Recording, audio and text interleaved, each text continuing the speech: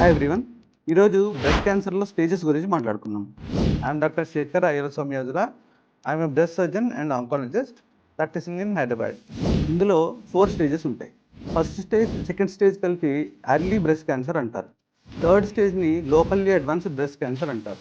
Fourth స్టేజ్ని advanced breast cancer అంటారు. Early breast క్యాన్సర్లో first stage, second stage include అవుతాయి. వీటిలోని డిసీజ్ ఓన్లీ బ్రెస్ట్ వరకు రిస్ట్రిక్ట్ అయి ఉంటుంది. థర్డ్ స్టేజ్కి వెళ్ళేసరికి బ్రెస్ట్ని దాటి యాక్సిల్లా అంటాం. యాక్సిల్లాలో లింఫ్ నోడ్స్ కింద స్ప్రెడ్ అయిపోయి ఉంటుంది. ఫోర్త్ స్టేజ్కి వెళ్ళేసరికి యాక్సిలరీ లింఫ్ నోడ్స్ని కూడా దాటి ఎక్స్ట్రా ఆర్గాన్స్కి వెళ్ళిపోతుంది. లంగ్, లివరు, బ్రెయిన్, బోన్స్ ఇలాగ వెళ్ళిపోతుంది.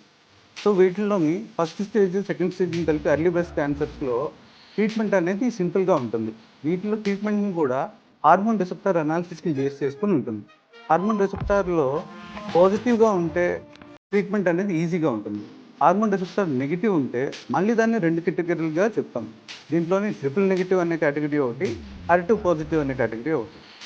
వీటిల్లో కూడా డిఫరెంట్ ట్రీట్మెంట్ ఉన్నా కూడా సర్వైవల్ ఛాన్సెస్ బెటర్గా ఉంటాయి. So for further information you can contact me or you can follow me. Thank you.